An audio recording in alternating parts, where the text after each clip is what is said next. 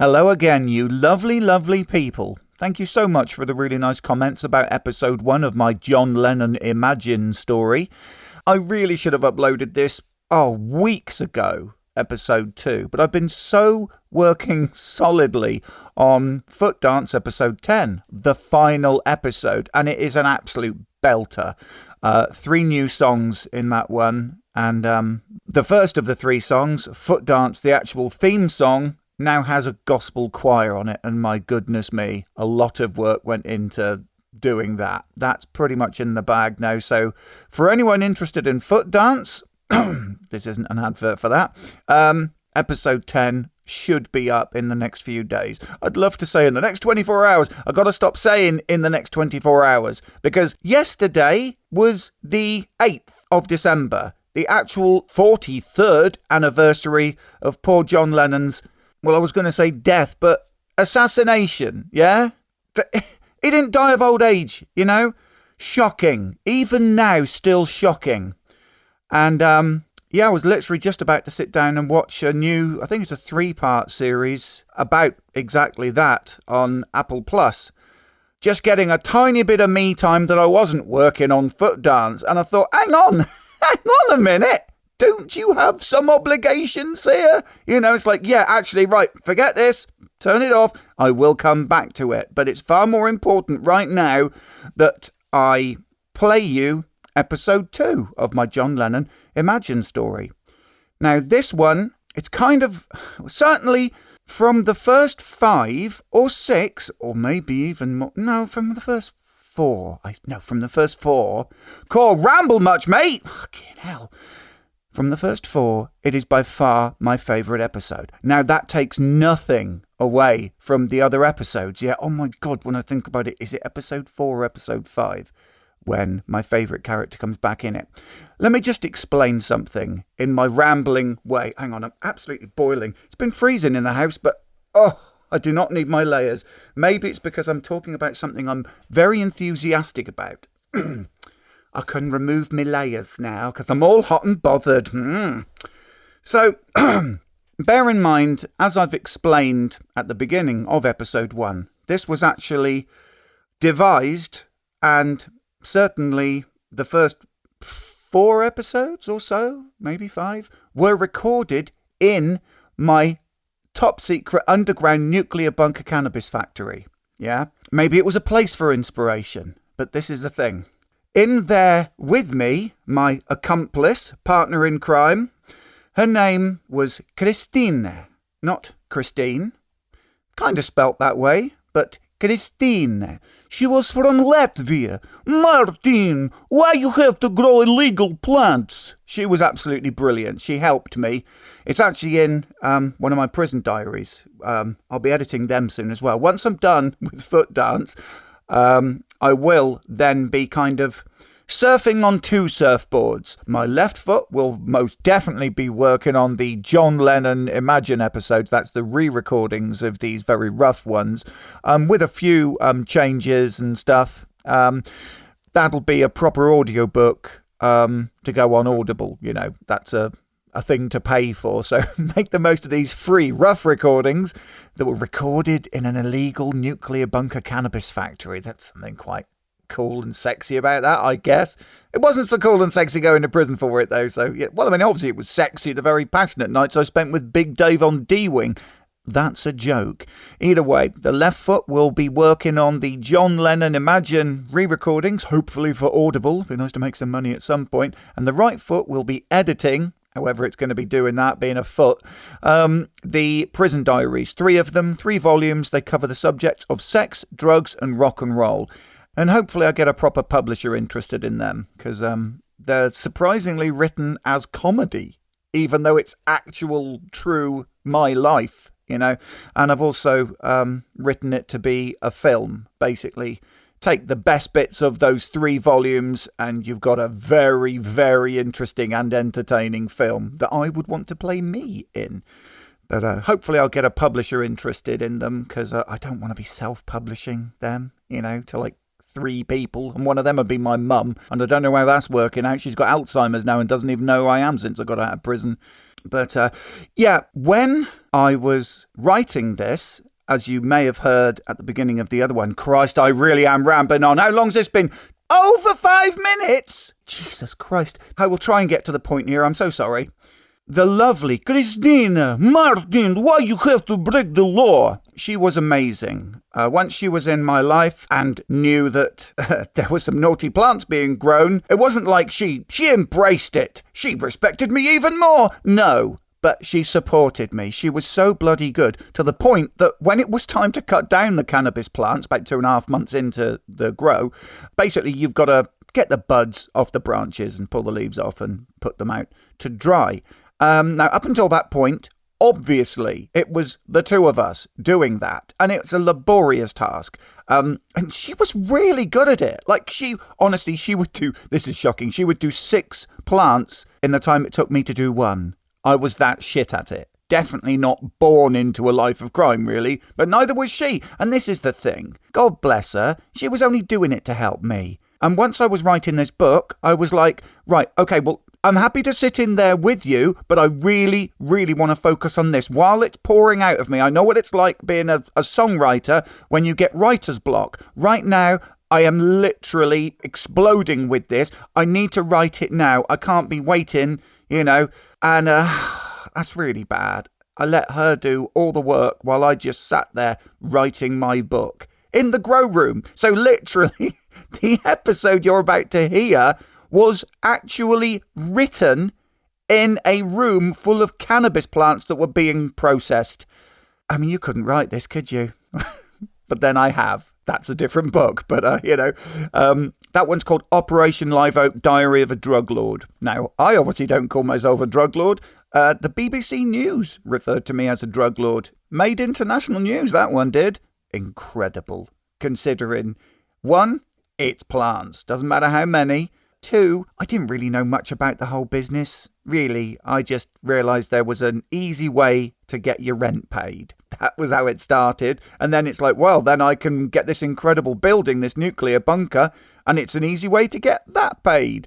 And then I let the criminal element come into it and ended up being called a drug lord and going to prison for it. Either way, I've paid for that hat. I'm going to wear it now. Wear it with pride. Not that there's anything to really be proud of. I'm far more proud of my creative stuff. That's the songs that I've written and the books and the films, TV series, proposals, all this kind of stuff, That's what makes the blood flow through my veins. Certainly not crime. But at least I got a series of books out of it. It's not like I wasted my time behind bars.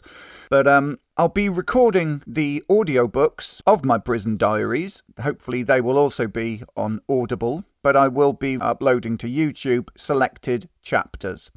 But back onto Christina and the vital role she played. Basically, this dream I had. I might as well explain. Christina was a very sort of spiritual person, and she was into conspiracy theories and UFOs and this kind of stuff, right? There was something very innocent and wonderful and gullible about her. In fact, funnily enough, the Y-Files that I do the theme tune for, oh my God, if the Y-Files existed back then, she would have been obsessively on that. In fact, her dating profile on Plenty of Fish back then just had a link to some conspiracy theory stuff on YouTube. And that was her profile. I fell in love very early on with her. She was just such a lovely human being. And I kind of screwed that up because I scared her off in the end with the whole bunker cannabis factory thing. When she realised that it was no longer going to be a mom and pop operation and instead allowed the criminal element in the doors and basically expand things. And she got the hell out of there. She didn't even meet them. She just said, Martin, you go to prison one day. I go for Latvia. She'd been in the UK 7 years. She'd been with me for 3 years. But yes, she went for Latvia. She flew back just as I was letting these guys come in and expand my tiny little empire. But thank God she was still around when I had this dream.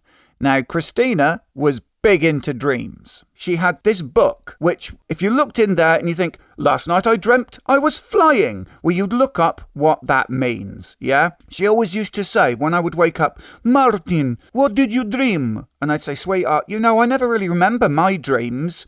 Oh, no. And it was quite sad, really, because she really wanted to look up. And this one time, I won't explain too much about the dream this time because I really have waffled on for an insane amount of time, quite frankly. You're never going to listen to the episode now, are you? Because you've already stopped listening because I can't stop rambling. Anyway, I had this incredible dream. I woke up and I sat on the edge of the bed and thought, that would make a really good book. And then one side of my brain was like, oh yeah, have fun with that. You don't even read books, for God's sake. You make every excuse you can to avoid reading a book. I'll watch the film. Well, you know, the book's meant to be a lot better. It's meant to have at least 50% more plot and blah, blah, blah. I'm sure I'll be fine. Yeah. And so that side of my brain was saying, a book, really? You are not the type. Lyrics to a song? Definitely. Well done. But isn't that just about making quite clever words rhyme? Not really writing a book, which sounds like an awful lot of work. But then the other part of my brain was, seriously, this is a sign. You have definitely got something special here. And with that, Christina, the Latvian, woke up and said, Martin, did you dream something last night? And I said, funnily enough, sweetheart, yes. And it was so incredible, I'm thinking of writing a book about it. But I'm a songwriter. I wouldn't even know where to start about writing a book. I don't even read books. So I've already been talking myself out of it. And she said, definitely write this book. Anyway, I think I might as well just get on with letting you hear it. My favourite character is Natalia. Her name is Natalia. I just changed her name, but she is literally exactly the same girl. Wonderful creature. Maybe I shouldn't call her creature. But she's my favourite character, and so this episode fast became my favourite episode. Now, the thing is, she was only ever going to be in episode 2, because she was just... It was like I was putting a cameo of the one I love. My fiancée was going to feature, just change her name, but put her exactly as she was, but she added so much. And as I realised, as I recorded episode 3 and episode 4, and the fact that she wasn't in them, it was like, I'm really missing something. Of course, sadly, she was gone out of my life soon after I'd done episode 2. So there wasn't a big rush to write her back in. Because, I mean, she did say, if you ever come to your senses, I'll come back to you. But didn't really get an awful lot of chance of that, did I? Because I went to prison for nearly 4 years. But either way, the lovely thing is, because I missed her so much, I brought her back into it. So thank God I came to my senses. And even though she was gone from my life, it was like I felt I could bring her back into it by putting her back in the plot. So then she was always going to be there with me, kind of thing. She's the comic relief a lot of the time. She's the heart of it. She also is the ones that, even though she has some terrible ideas, she also has some of the best ideas in it. And again, that was very much like the real person. She would often just completely have the most outlandish thoughts and ideas. And I think, wow, yeah, no, we're definitely not going to be doing that, love. Nothing sexual. I wouldn't be turning down sex. And in fact, anything she might have offered, I would have said yes, yes, and obviously yes. There wouldn't have been anything she could have said to me, oh, should we do that? No, I don't want to do that. I'm up for anything. Christ, why am I telling you this? Anyway, most of the time she'd have these outlandish notions. I mean, they were wonderful, but crazy. And then every now and then she'd say something that was just so perfect, so profound, you'd think, my God, you're so much better than me, you know? Anyway, this is my John Lennon Imagine episode 2. Very roughly recorded into an iPhone, remember. I hope you enjoy. Episode 2. We open on news reports of the assassination of John Lennon from 1980. We then reveal John himself is the one watching them on YouTube. We cut to Martin waking up, thinking it must have all been a dream.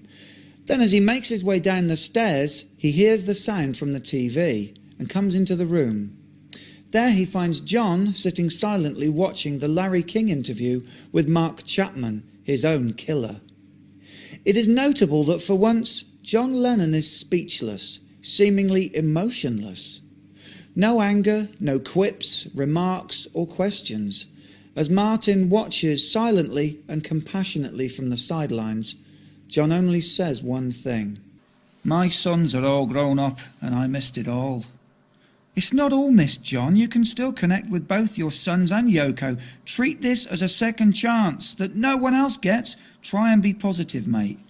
It's easy to say when you weren't shot 5 times in the back and you're watching an interview with your killer on Larry King. Was it 4 times he shot you? I thought it was 5. No, apparently it was 5 shots, but only 4 hit me.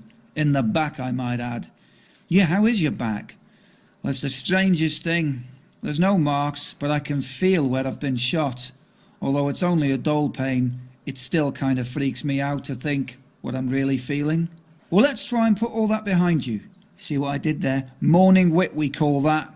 Wow, for 9:15 a.m, that was pretty spectacular, as crap gags go. Oh, I specialise in them. I'm thinking of applying for a grant. You are a tonic, Martin, I'll give you that. Christ knows I need one right now. Well, I think you also need painkillers, and we've just run out. So I'm gonna run out and get you some. See, those gags just keep a-coming. Martin shadowboxes at this point, only he looks more like an awkward Tyrannosaurus Rex, with those undersized arms far too close to his body. Hey, don't forget we need milk. You can't just keep putting extra sugars in. You do know it's not a widely accepted substitute for milk. Anything else you want? Yeah, the last 35 years of my life back. Yeah, I think Mr. Patel mainly specialises in the morning papers, pasties, flapjacks, although he does have a little post office built in. But you can't tax your car there. I never understand that. What's the point in having a post office if you still have to go to a better post office to tax your car? That'll tax my brain now. Hey, see, I can hold me own on the crap gags front. Yeah, check us out. We could be a crap double act, like a shit Morecambe and Wise, or a good Cannon and Ball. So what are we going to do when you get back? We have to think of a song for you to record to put on YouTube and kick step 2 of our master plan into full swing. What was step 1? Well, we started you a Facebook account yesterday. Oh, right, yeah. How many steps are there anyway? I've no idea. I'm making this up as I go along. That's reassuring. Right, off I toddle. Back in 15. Now, after the quickest 15 minutes in history, i.e. only 2 minutes, there's a knock at the door. Wow, doesn't even have a doorbell, John says under his breath. What's up, you've forgotten your keys? He shouts as he walks up to the front door. John opens the door, stepping back out the way with his arm outstretched in that you may enter way. Both creative and practical, as this isn't the biggest hallway and does require you put your back against the wall if someone is entering. With that, an attractive young woman walks straight past John, not looking up to see him, saying in the thickest Russian-sounding accent, "That bus went much longer route this time. I think bus driver was drunk, and he was Polish." Oh my God, John says under his breath, the exotic woman still not looking behind her. Bus also smell bad, like shit. Well, that couldn't have been very pleasant. She still doesn't look back, even though John sounds nothing like Martin. I know, who wants shit bus? Well, not me, that's for sure. John is now riding this situation as far as he can go, like a championship surfer on a wave. As it happens, his ride abruptly comes to an end, as with that, she turns round, frowns and says, "Who are you?" "I'm John." "I, Natalia. Where is Martin?" "Just popped out for milk. He's at the post office or something."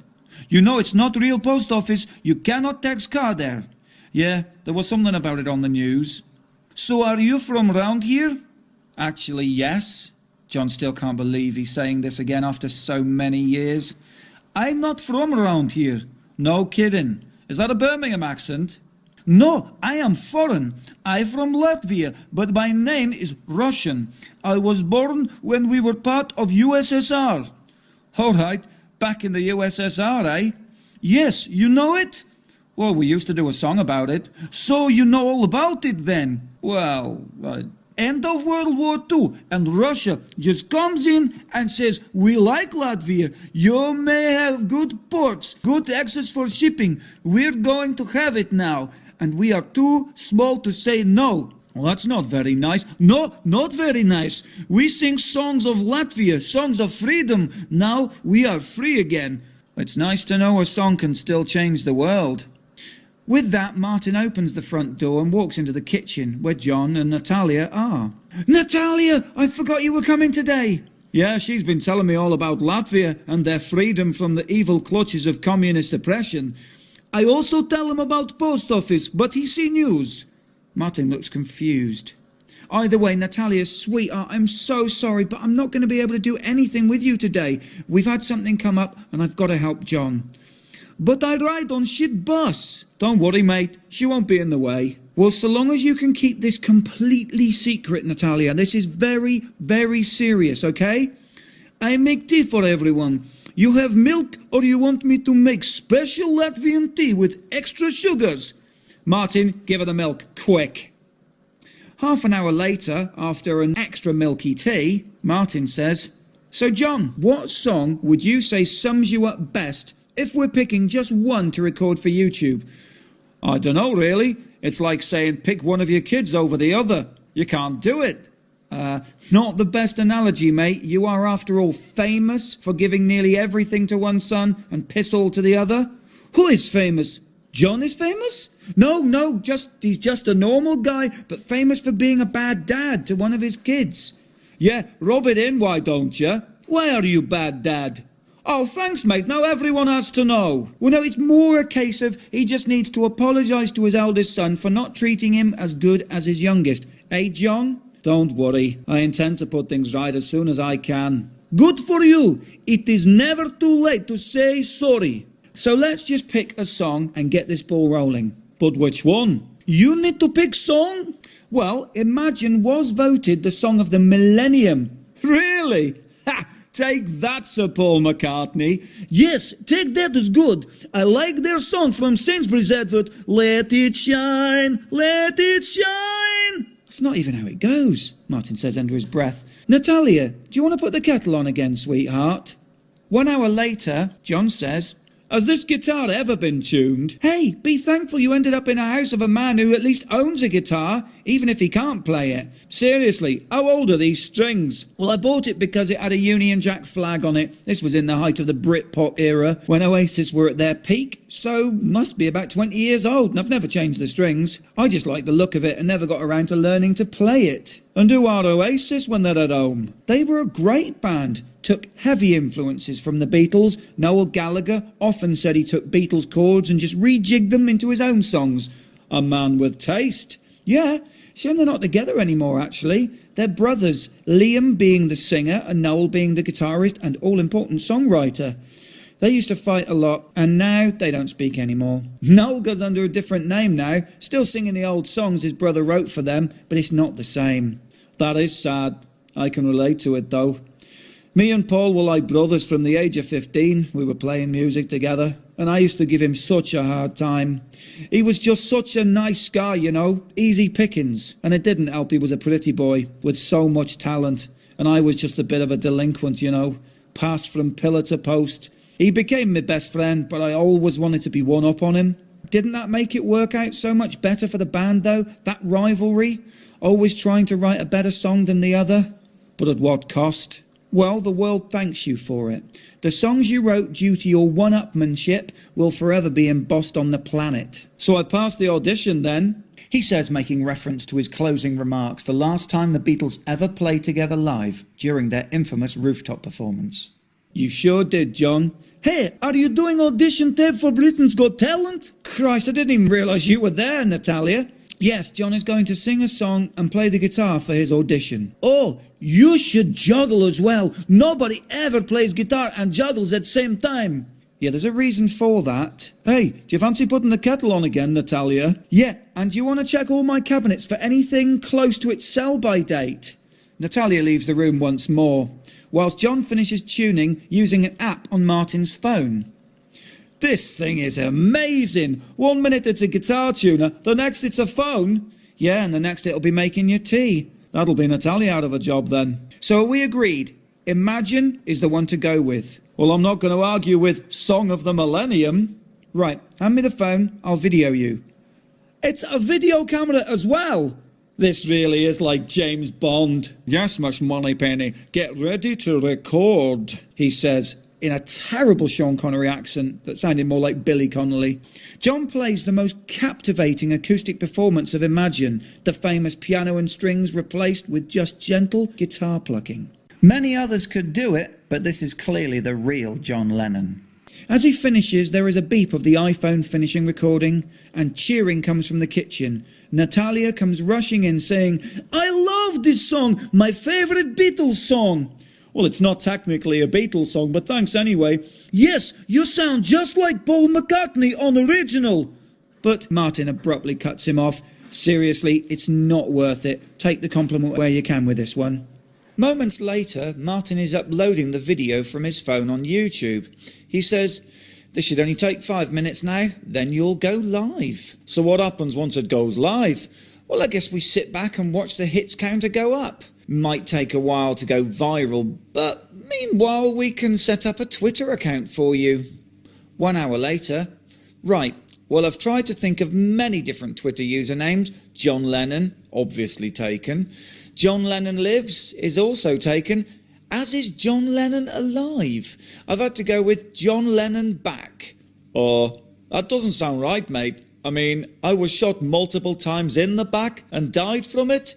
It sounds more like a doctor's term for a fatal back wound. Well, we don't have the luxury of being overly precious with your feelings right now, John.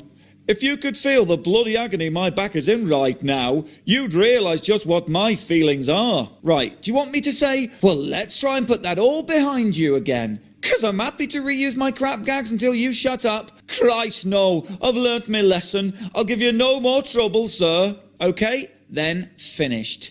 You now have a Facebook account for people to friend you, a YouTube account for people to watch you, a Twitter account for fans to follow you, and an email account for people to contact you. johnlennonalive@gmail.com.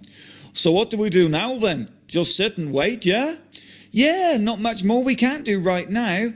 Shall we put on another DVD to watch? Well, I can't go out and do anything, so might as well. Actually, dear sir, I shall now introduce you to the modern phenomenon that is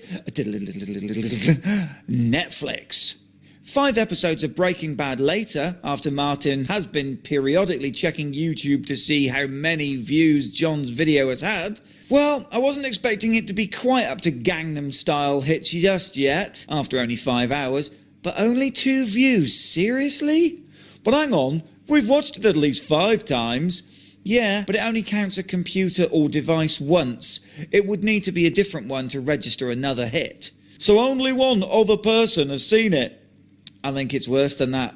You know, I let you watch it on my phone when you went to the toilet. Oh my God, so me taking a shit was the only other viewer? Yeah, I gotta say, I've only really ever put stuff on YouTube because I was selling it on eBay and, you know, put a link and stuff. I never tried to make something go viral before. There may be a bit more to it than just being John Lennon recently back to life and putting your first new video up on YouTube for 35 years. So how come no one in the world has seen it? Our problem is that nobody is searching for a video called John Lennon Back from the Dead Sings Imagine Acoustic Genuine. Well, certainly not right now. There's a surprise. At best, they'll search John Lennon Imagine, which would eventually find it at the bottom of a long list in order of highest number of views first, starting with your original video from however many years ago, which would have by far the most hits, then moving down towards the bottom where just everyday people have been videoing themselves, I don't know, singing in the bathroom, wearing round glasses and a hippie wig. So I'm now less popular than even the worst John Lennon impersonator, and I'm the real John Lennon. With that, Natalia wakes up from sleeping on Martin's shoulder and says, "Is that your name, John? John Lennon? That is so funny, because it's like drama from Beatles, John Lennon." What? Martin once again stops John from saying any more. Seriously, mate, it's just not worth it. Martin and Natalia head off to bed, Martin closing the day saying, "Well, time to hit the hay, I guess, and I'll have a proper think exactly on how we can get the world watching you on YouTube, John. I'll also have a proper think on where the base is to that camping mattress. Don't worry, we're going to find it. It's probably in the attic somewhere, I'm sure. Cheers, Martin. Thanks for trying today. You're a real mate." Martin can't help but feel sorry for John as he lays down next to the beautiful Natalia, who is everything to him, and realising John has nothing right now except Martin, a man he's known for about 38 hours. As Martin drifts off to sleep, he is once again visited by God. So, how was day 2? Well, we're still in the planning stages, planting the detonators, deciding what order to fire them. Hang on, is literally every day going to end like this, with me reporting in to you in my sleep? Would you prefer I left you alone on your mission? No, I was just thinking, isn't it just like Mork and Mindy? At the end of every episode he reports back, Mork calling Orson, come in, Orson. Remember, I used to love the theme tune.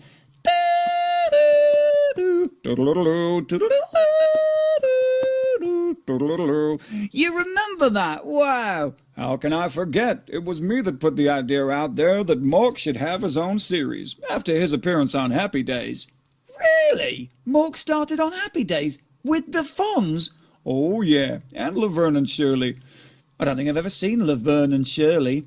Well, they started out as characters on Happy Days as well, where Laverne was Fonz's girlfriend. It's alright, I'm never going to watch it. It sounds shit. Yeah.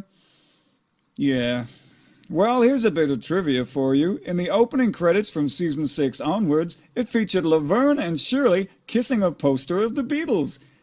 I don't know what I meant to do with that. And there's an episode of Mork and Mindy where Mindy is singing the theme tune to Laverne and Shirley. I just wish I'd brought a pen and paper to write this all down. Hang on, Mork and Mindy was set in 1978, but Happy Days was set in the 1950s. We did have to work around that, but we made it work. So did you have any other ideas for spin-offs? Well, I did have the idea for a spin-off of Cheers. What, Frasier? Oh, yeah, and it ran for 11 years and was the most successful spin-off series in television history, as well as one of the most critically acclaimed comedy series. Hang on, is that a direct quote from Wikipedia? And who do you think really writes Wikipedia? Ooh, wow. I like that. I created the heaven and the earth, but you give me the most credit for Wikipedia. No, I do appreciate heaven and the earth. I just use Wikipedia quite a lot. Well, it's just nice to be appreciated, I guess. Anyway, I gotta go now. Oh, right, well, this has been helpful. Now, I still have absolutely no idea which way to turn in making the whole world discover, believe and accept that John Lennon has come back from the dead. I think you have the right idea. I watched your video a couple of times on YouTube. Very nice. Hang on, so how come your views didn't show up on the hit counter? My computer is also omnipotent. I have to disable hits being read from it, or every video would look as popular as Charlie Bit My Finger. I love chimpanzee riding on a Segway. Who doesn't? Well, I'll sign off by giving you one piece of advice. Get the woman's perspective. Okay, cryptic, but I'll take what I can get. Actually, could have been a bit more helpful if I'm honest, but at the end of the day, when push comes to shove, I'm going now. Oh yeah, sorry, yeah. See ya. Nanu, nanu. Nanu, nanu. The following morning, Martin comes down the stairs to find John busy in the kitchen. Wow, John, you're making breakfast.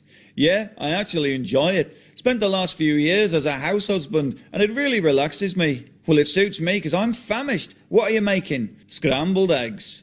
Didn't we have that yesterday? Do. All my troubles seem so... No, we didn't. We had Monster Munch for breakfast yesterday. But you got my incredibly multi-layered joke, didn't you? I mean, 1, yesterday, classic Beatles song. 2, it used to be called Scrambled Eggs. And 3, by making reference to yesterday, I think I scored the hat trick. I think you scraped the barrel, actually. Still, it is only 8:30 a.m. You don't really peak till 9:15, if I remember. Then you're on fire. Watch this space, then. So, thought any more on how we're going to get everyone watching our YouTube video? Well, God told me we were on the right track with YouTube. What, he spoke to you again?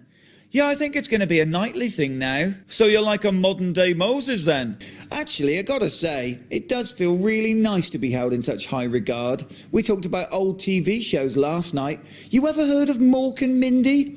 Of course! I was watching it just the other night. I always find it fascinating to see just how not someone can get so high on coke. Oh yeah, I heard half of Robin Williams' material was coke-fueled improvisations, and the writers used to just have to leave gaps in the script when it came to him because he'd just go off on one regardless. I love the theme tune. Do do do diddle-diddle-doo, diddle-diddle-doo, do diddle-diddle-doo. So, what other TV shows did God talk to you about then? Something called Laverne and Shirley? You sure he likes you and wasn't just bored? 5 minutes later. If you look at it scientifically, getting a video to go viral is just a case of getting enough people to watch it initially. Maybe a third of those tell their friends, then a third of those tell their friends. So the hits go up exponentially. If you hit that sweet spot, you can climb at a colossal rate over the course of just a couple of days. Before you know it, you'll have a viral video on your hands. You could have just said, the snowball effect, and I would have got it. With that, Natalia comes down the stairs. Good morning, boys. Have our video gone viral yet? I haven't even checked it this morning. Hang on, let me have a look. Both John and Natalia wait in anticipation. Oh my God, guys. What? What? Natalia starts clapping her hands gently with the biggest smile on her face. You're not going to believe this. It's still on 2. John flicks scrambled egg at Martin and some goes in his ear. Natalia smacks his arm gently, saying, He's such joker. Yeah, I can think of other names for him. Well, I guess we need to rethink this viral video thing. But if you want many people to watch video, he must have cats in it. What? Cats? Hey, Natalia, do you want to put the kettle on, love? Mate, that's not going to get rid of her this time. We're in the kitchen. Oh, yeah. My favourite video is of cat playing piano. He very funny and wears jumper, which makes it more funny. Wow, I can imagine. I have seen it, actually. It's pretty hilarious. Look, here it is. The trio sit and watch the video 3 times in a row, laughing hysterically. Oh my God, I can't get enough of it. That's how a video goes viral. Yes, and everybody loves cats. There does appear to be an incredible popularity in videos featuring cats and kittens on YouTube, and they're always getting all the hits. So, we make new video of John singing with cat playing piano, yes? Can we put the kettle in the lounge? I go to bathroom now. Actually, hang on, she does have a point. What? No, not only are cat videos hugely popular, a cat playing Imagine on the piano with you sat next to it singing would fit that profile of could go massive. Also, God said to me last night to get the woman's perspective, which I took as meaning what women like in general, like, you know, put you in a tight t-shirt or something. But now I actually think he was specifically talking about Natalia. Really? Mate, I think this is a sign. Don't you want to wait for a burning bush or anything else? No, this is it, and there's no time like the present. But this is just going to be like a joke. I mean, this is very serious. I was murdered in cold blood. God has brought me back to life. It's 35 years later and I haven't aged. I'm stuck here and I can't see my family and friends. If I ever do see them, they'll think I'm a fake or like Frankenstein's monster or something. Even when I do have enough money to get back home to America, I don't even have a passport or ID of any kind. In fact, no way at all of proving who I am. Now, what about that screams comedy sketch, or more specifically, cat playing piano, eh? John, you got to understand, you're in a whole new world now. The unquestionable thing is that you need publicity. Now, I guess that isn't any different from your world before, unlike most of us. But the fact that right now, no one knows you're back, you're just another homeless person in the world with no ID, but you happen to be the spitting image of one of the Beatles. The funniest one and the edgiest one. Yeah, but I'm not trying to put you in a comedy clip because you were the funny one. It's merely a case of what type of video will get your face seen by the most people. And I'm frankly baffled to be part of a world where I'm forced to say the answer is, if you want to get the world's attention, the easiest and quickest way is to make a video featuring a cat doing something so hilarious it goes viral. After the world has watched it a few times, they'll be starting to focus on the incredible John Lennon look-alike and hopefully read what I've written under the video's description, where I intend to tell all. So where do we begin? Well, my mum has got a Bon Tempi keyboard and a cat. So she's like a full-on production company then. With that, Natalia comes back into the room. Natalia, you will be pleased to hear we are going with your idea. Her face lights up. And as your name sounds like Beatles John Lemon, instead of call it John Lemon, you could call it Cat Lemon.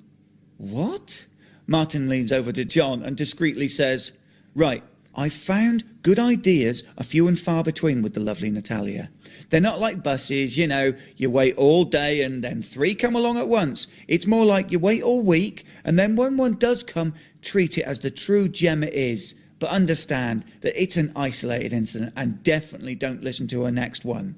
It's normally the worst one of all. And not because it's overshadowed by the profound genius that is the preceding one. No, it's just shit. Take it that after each good idea, she's now reset back to default settings. That's all. It'll be a week before she has another good idea. Bless. 2 hours later, the guys are at Martin's house with Natalia in the kitchen making tea with Martin's mum. As John and Martin are setting up the keyboard and putting a jumper on the cat, John asks, So where did you meet Natalia? Plenty of fish. Bloody hell, mate. If ever there was a club that sounds like a meat market, it's one called Plenty of Fish. Now, Plenty of Fish isn't a name of a nightclub, it's a website. So you even meet your future wife nowadays on the internet, like mail-order brides or something? Well, no, it's not just a case of ordering number 43 and if they've run out, you'll make do with number 37. It's an online dating agency. Wow. Were you like a shut-in or something? I mean, how desperate and lonely do you have to be to use a dating agency? No, it's not like that anymore. Everybody's doing it now. It's like casting your net that much wider, that's all. I guess we all realised that expecting to meet your soulmate in your local pub or club was a bit limiting. And also, you can flick straight past the pigs, straight to the lookers, as they have pictures. You old romantic, you. John is now sat behind the keyboard. Mr. Beaumont the cat is sat next to him. Paws on the keyboard, courtesy of Natalia hidden under the table. Hands in his jumper to control his little arms while he purrs incessantly. After a few practice runs, it becomes clear that John should play the chords and Mr. Beaumont can play the famous singular walking notes. The phone beeps to signify it started recording and we're off. First we start on a close-up of John, camera slowly panning down to a close-up on Mr. Beaumont, following his little tabby arms to his paws, perfectly playing the notes. John's hands are seen in the background, playing alongside the furry, stripy paws, as the camera pulls back and gradually up for another close-up of Mr. Beaumont with his eyes closed, seemingly smiling with all the attention and the fact that he's essentially getting cuddled underneath the table. Martin is really concentrating on keeping a steady shot with nice flowing movement of the camera, slowly panning for close-ups of John singing and really focusing on his face so no one can doubt that this is the real John Lennon back from the dead. John's performance is impeccable, as is Mr. Beaumont's, and this coupled with the really rather professional camera work is really making this take the one with the magic. We're nearly at the end of the song, and so far so good. Just a slow pullback is needed now for a panoramic shot to end with John, Mr. Beaumont and the Bontempi keyboard all in full frame, slowly walking backwards from left to right. With that, the tip of Martin's foot slips slightly under a rug, and as his other foot steps on it, he immediately realises he's trapped one foot under the other and panics. In no less than the time it takes for the heart to beat twice, he loses balance with the most almighty thundering crash and falls face first into the fireplace. Now running around the room screaming that he's burnt his face off, Natalia rushes over to him, uncovers his hands from his face to find he's not even burnt at all, just a little red face with a few black patches of soot. Martin's 80-year-old mum rushes in, well, as far as rheumatoid arthritis allows, and says, "What are you kids up to in here? I heard a bang." "Kids?" says John. "Martin fell in fireplace. See, messing about again. I knew you'd hurt yourself." "Hang on, why? I was only filming on my phone." "You'll poke somebody's eye out with that." "Hang on. How?" "Messing about again," she says a second time as she walks back out of the room. John is sat jaw-dropped, with his hands covering his mouth The cat is now calmly walking across the floor to the phone, still videoing and slightly propped up against the valance of the sofa where it fell. Mr. Beaumont then promptly licks the touch screen and we hear the beep of the phone stopping recording. "Where's the phone? It just beeped." "Where did you drop it?" If I knew that, I wouldn't be asking." I think the cat's got it. Everyone looks towards the cat. He's now sat comfortably in front of the phone, his paws tucked under him and purring. It's almost like he knows what is now on that phone is priceless and needs guarding. Martin rushes over and grabs the phone, not before giving Mr. Beaumont a thank you stroke and a tickle under his chin, like tipping the doorman. Martin sits in the middle of the sofa. John sat to his left, Natalia sat to his right. He then holds the phone up in front of the three of them and presses play. Mr. Beaumont climbs up on Natalia and promptly settles down to sleep. Like many of the world's best actors, he doesn't watch his own films.